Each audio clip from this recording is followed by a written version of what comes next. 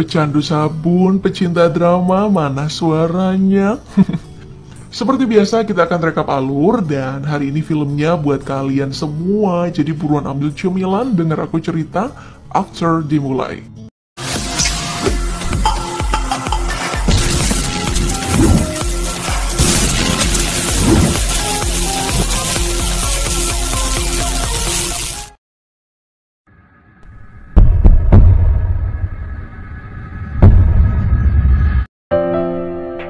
Ini adalah Tessa diperankan oleh Josephine Langford dan ini adalah ibunya Carol.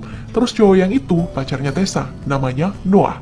Hari ini cukup spesial bagi mereka semua karena merupakan hari pertama Tessa masuk kuliah. Sayangnya itu tidak berjalan lancar sebab saat tiba di asrama, Carol menemukan kalau teman sekamar anaknya ini adalah cewek badung, dinilai berdasarkan penampilan.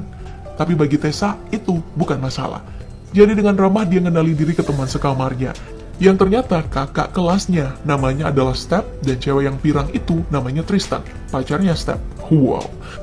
Yang gak nyaman justru emaknya Tessa nih, si Carol. Doi langsung ninggalin ruangan buat minta kamar anaknya dipindahin karena takut Tessa bakal kena pengaruh yang buruk. Cuman Tessa langsung nahan emaknya, terus mohon-mohon supaya Carol gak usah ikut campur terlalu jauh, biar dirinya yang ngurus soal itu. Dan setelah ngobrol cukup lama, akhirnya Carol mau dengerin anaknya. Nah, setelah emak dan pacarnya pulang, Tessa kembali ke kamar buat beberes. Dan di sana ada Step, jadi mereka ngobrol bentar, basa-basi selayaknya orang baru kenal. Lalu keesokan harinya Tessa udah ninggalin asrama pagi-pagi buta buat ke kampus. Terus ketemu teman baru di kelas ekonomi yang sesama mahasiswa baru, namanya adalah Landon. Ya, hari-hari kuliah Tessa emang biasa banget sih, tapi semuanya berubah setelah perkenalan dengan lelaki yang satu ini. Cowok tatoan yang tiba-tiba muncul di kamarnya waktu dia abis mandi. Terus pas disuruh keluar malah sok kegantengan ngatain Tessa nggak penting. Untungnya Step datang di saat yang tepat buat meluruskan keadaan. Nah, cowok ini adalah temennya dan datang ke kamar mereka atas undangannya. Jadi sebagai permintaan maaf, Step ngajak Tessa pergi ke pesta. Tapi ditolak mentah-mentah karena doi pengennya belajar juga dan cowok sok ganteng segera pergi dari kamar mereka. Ya, karena gak pengen masalah jadi berlarut-larut, Step akhirnya nurutin permintaan Tessa. Dan abis itu ngajak si cowok tadi buat ninggalin kamar. Nah, sebelum pergi nih, si cowok ini balikin buku yang ternyata punya Tessa. Terus komentar kalau isinya tuh cuma jualan mimpi. Tapi malah dikoreksi balik nih sama Tessa. Isi bukunya bukan cuma mimpi, tapi penuh kebohongan. Cuman ternyata pas besoknya, sewaktu Tessa lagi di kantin kampus buat belajar, cowok semalam itu muncul di sana bareng temennya. Terus mereka saling curi-curi pandang tuh, Jadi karena merasa keganggu sama itu, Tessa pindah ke perpustakaan. Namun keadaan di sana malah lebih parah, karena tiba-tiba Step muncul, terus maksa doi berhenti belajar dan buruan prepare buat ke pesta. Tessa nggak sempat ngelak, jadi akhirnya ikut aja. Tapi pas nyampe sana, malah ketemu cowok yang semalam, yang ternyata namanya Hardin. Di sana juga ada Tristan, pacarnya Step. Dan beberapa wajah baru yang belum pernah kita lihat, mereka adalah Zed, Chase, dan Molly. Momen inilah yang jadi pintu masuk buat perubahan dalam hidup Tessa, dimana semuanya dimulai dari sebuah permainan Truth or Dare. Molly nih yang ngusulin, terus Tessa kebagian giliran pertama. Awalnya Doi milih Truth, cuman pas denger pertanyaannya Tessa jadi gak nyaman, soalnya Doi kan masih perawan. Makanya minta pilihannya ganti ke Dare. Sayangnya itu pilihan yang lebih parah. Karena tantangannya adalah adu bibir sama Hardin. Iya bener si cowok yang tadi tuh. Nah, si Hardin udah maju duluan nih. Terus direkam sama Molly. Tapi Tessa malah kabur ninggalin mereka. Itu jadi penolakan pertama buat Hardin. Yang praktis akhirnya bikin Doi jadi bahan olok-olokan teman segengnya. Setelah ninggalin ruangan, Tessa pergi nih ke teras buat telepon Noah. Cuman karena si pacar bacot banget pas tahu Doi lagi ke pesta, jadi teleponnya buruan ditutup, terus Doi balik lagi ke dalam rumah. Dan tanpa sengaja nemu kamar yang isinya buku semua. Tessa coba buka tuh satu buat dibaca, tapi pas lagi asyik, tiba-tiba Hardin muncul lagi. Dan mereka akhirnya malah ngobrol soal buku yang Tessa pegang. Hardin ngerti karena itu emang bukunya, dan kamar itu adalah kamarnya. Tessa langsung malu banget dong pas tahu soal itu. Jadi buat ngalihin pembicaraan, Doi nanyain soal games yang tadi. Sayangnya itu justru ngingetin Hardin soal tantangan mereka buat adu bibir. Pada momen ini udah nyaris nih, tapi Tessa keburu sadar dan langsung kabur ninggalin pesta.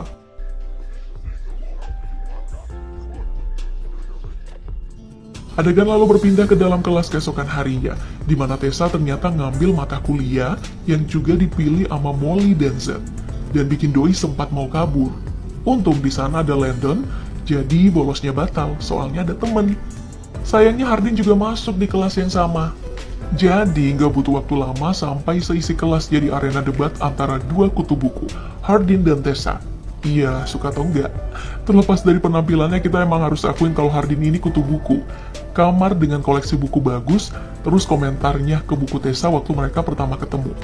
Jadi nggak mengherankan kalau Hardin lumayan senang soal perdebatan hari itu. Karena jarang-jarang Doi nemu orang yang sebegitu sukanya sama buku, terus jujur soal itu ke Tessa. Tapi Tessanya malah sinis dan nuduh Doi modus. Kayaknya sih gegara momen truth order yang kemarin, saat Hardin pergi, Landon muncul dan nenangin Tessa yang kelihatannya masih emosi. Menurut Landon, Hardin emang gitu. Dia tahu karena mereka tinggal serumah. Gegara emaknya pacaran dengan bapaknya Hardin. Jadi bisa dibilang mereka adalah calon saudara tiri. Dating Chancellor Scott. Chancellor Scott is Hardin's. Dari sini adegan berpindah ke toko tato di mana Step lagi bikin rajah baru dan nyaranin Tessa bikin satu. Cuman Doi nolak karena yakin emaknya bakal ngamuk. Jadi Step bisa ngerti dan akhirnya lebih bersimpati dengan berhenti kasih saran macem-macem ke Tessa lagi. Walaupun gangguannya sama sekali gak berhenti, karena pas nyampe asrama, Tristan pacar Step ikut ke kamar tersebut. Dan yang terjadi, bisa ketebak. Mereka mengadu lubang seolah Tessa gak ada di sana. Terus keesokan harinya Tessa ketemu dengan Hardin di kantin kampus yang sepertinya belum nyerah buat deketin Tessa. Dan kali ini udah makin berani ngajak jalan bareng loh. Tessa awalnya pengen nolak ajakan Hardin, cuman entah kenapa berubah pikiran dan tahu-tahu mereka udah nyampe di dermaga. Iya, pas baru tiba mereka main air doang sih. Cuman kalau cowok sama cewek berduaan di tempat sepi, tahu kan apa yang bakal terjadi? Mereka beneran adu bibir dong akhirnya. Terus habis itu lanjut grepe-grepe. Tapi cuman sampai di situ aja sih, soalnya Tessa kan belum punya pengalaman, juga belum siap. Jadi mereka pindah ke tempat sebuah bar. Terus nggak sengaja ketemu sama Molly sama Z, yang mana yang jelas bikin suasana jadi canggung. Apalagi pas ngedeketin Tessa, Hardin ini emang masih punya hubungan sama Molly. Dan Tessa juga masih pacaran sama Noah. Jadi mereka sempat debat tuh soal rencana Tessa jujur ke Noah soal hubungan mereka. Tapi ditentang sama Hardin yang gak mau dirinya dilibatkan dalam pertengkaran orang lain. Ini jelas bikin Tessa bingung dong sama sikap Hardin dan masih kepikiran sampai pulang ke asrama. Sampai ke bawah mimpi. Terus parahnya nih, belum selesai masalah dengan Hardin, Noah tiba-tiba datang ke kampus buat ngasih surprise. Soalnya mereka emang abis berantem kan waktu Tessa pergi ke pesta. Untungnya jiwa fucker Tessa mulai berkembang. Jadi dia nggak panik dengan kemunculan mendadak sang pacar. Noah malah diajak ikut ke pesta kampus, di mana Jace hampir lecehin Tessa. Tapi yang datang ngebelain malah Hardin.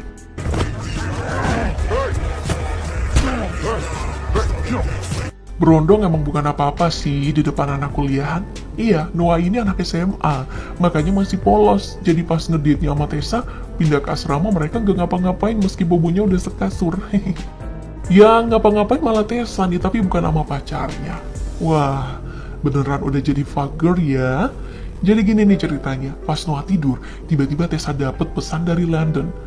Makanya tanpa Favifu, Doi langsung goes ke rumah Landon.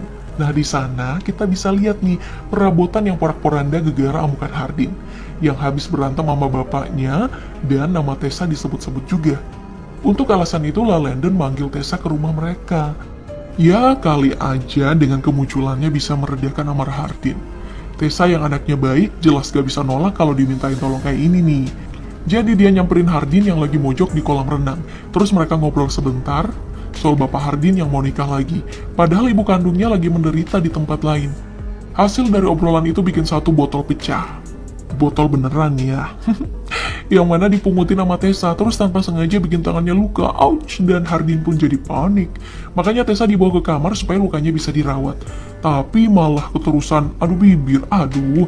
Terus buka baju atu-atu, terus dijilat, dicelupin. Enggak sampai dicelup-celup juga sih, soalnya mereka ketiduran. Dan pas bangun, Tessa baru inget kalau Noah ketinggalan di asrama. Jadi Doi buru-buru pulang buat kasih penjelasan, biar si pacar gak salah paham. Tapi semuanya udah telat. Noah tahu soal hubungan Tessa sama Hardin, dan akhirnya minta putus. Ini tentu bikin Tessa sedih banget, karena bagaimanapun selama ini Noah udah jadi pacar yang baik. Tapi, transformasinya menjadi Fugger udah tak terbendung lagi. Jadi kesedihan itu hanya sebentar. Dan setelah itu hatinya telah beralih ke Hardin dengan tingkat kemesraan yang tak lagi lihat tempat. Gak peduli itu di perpus, di toilet kampus, bahkan sampai bolos ngampus. Tentu aja itu jadi masalah di kemudian hari. Suatu ketika Tessa datang ke asrama dan mendapati anaknya sedang bolos kuliah sembari enak-enak sama Hardin. Wow, Tessa kena marah karena itu. Tapi berbeda dengan situasi sebelumnya, kali ini dia udah berani nyatain pendapat soal sang emak yang terlalu banyak ikut campur dalam hidupnya. Sebagai emak, Carol tentu tersinggung dengan perkataan Tessa, tapi dia tahu kalau hari ini akan datang, jadi nggak ada pilihan selain nuruti permintaan sang anak. Tentu aja ada sanksinya. Dengan pilihan menjadi merdeka, Tessa harus relain emaknya mutusin uang jajan bulanan. Yang praktis bikin doi harus keluar dari asrama karena nggak mampu bayar biaya sewa. Untung ada Hardin, yang pas tahu uang jajan pacarnya di stok, langsung ambil kesempatan nawarin buat tinggal bareng. Di apartemen punya temen bapaknya yang dititipin ke dia. Kamu jelas sudah tahu apa yang dilakuin cowok dan cewek saat mereka tinggal bareng. Iya bener, mereka makan bareng lah, jalan bareng, baca buku bareng-bareng, semuanya bareng. Termasuk kenikahan orang tua Hardin yang akhirnya berlangsung juga. Di sini situasi sempat memanas karena Hardin sama sekali belum berdamai dengan masa lalu, di mana bapaknya dulu adalah seorang pemabuk yang bikin dia dan ibunya jadi menderita. Untung Tessa ikut juga, karena kalau enggak pernikahan itu mungkin bakal kacau balau, terkena amukan Hardin tentunya. Well, setelah pernikahan selesai, dua sejoli ini pun langsung balik ke apartemen. Dan saat tiba di kamar, mereka tampaknya udah gak sabar untuk menanamkan ubi-ubi kayu. Pada momen inilah keperawanan Tessa akhirnya jebol. Emang selama ini tinggal berdua ngapain aja ya mereka? Kok baru jebol? Iya, bisa sih. Cowok yang hormat sama keputusan cewek buat tetap jadi perawan emang masih banyak kok. Respect sih, patut dicontoh nih. Karena itu artinya pekerjaan mereka bercocok tanam berlangsung atas kesepakatan berdua. Dan begitu emang idealnya, gengs. Bukannya maksa terus berakhir jadi rapis. Itu tuh kejahatan paling rendah di mata sesama penjahat. Kalau nggak percaya, coba aja masuk penjara. Ya, meskipun hubungan mereka akhirnya sudah sejauh itu, tapi bukan berarti nggak ada masalah. Suatu hari setelah mereka mandi bersama, terus Tessa pergi ke kampus. Di sana dia ketemu sama Molly, di mana terjadi sebuah percakapan yang canggung. Malamnya, Hardin dapat pesan dari Molly yang ngajak ketemuan. Tessa tahu soal itu, dan akhirnya ngikutin si pacar ke tongkrongan teman-temannya. Disinilah semuanya terungkap. Saat mereka berkumpul, Molly nunjukin rekaman sewaktu Truth or Dare, di mana Hardin ngomong soal tantangan buat deketin Tessa. Wah, parah sih ini. Dan ini bikin Tessa ngamuk. Hardin sebenarnya udah berusaha jelasin kalau itu cerita lama, dan perasaannya sekarang udah berubah. Tapi Tessa nggak mau denger karena udah terlanjur naik pitam. Jadi itu adalah pertemuan terakhir mereka setelah berpisah. Tessa kembali ke rumah ibunya juga memperbaiki hubungan dengan Noah, sembari tetap melanjutkan kuliahnya.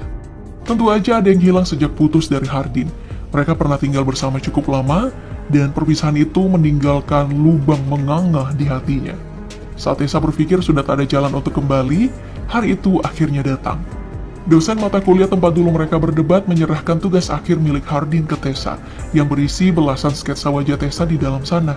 Juga sepucuk surat dari sang mantan yang menjelaskan soal bagaimana perasaan dan pandangan Hardin berubah sejak mereka berdua ketemu. Namun semuanya sudah terlambat. Hardin menghilang dan yang bisa Tessa lakukan hanya menyesali keputusannya di dermaga, tempat mereka pertama cipokan. Saat itulah Hardin datang meminta maaf, dan itulah akhir filmnya. Nah, apa sih pesan moralnya? Kalau mau enak-enak, kedua belah pihak harus sepakat, gak boleh ada yang terpaksa. Udah, itu aja. Sedangkan buat kesimpulan, film arahan Jenny Gates ini bagus kok, meskipun ide ceritanya itu rada-rada mirip sama FTV Indonesia ya. Ya wajar sih, ini kan emang cerita WhatsApp. Itu aja kali ya, sampai jumpa di video selanjutnya, bye!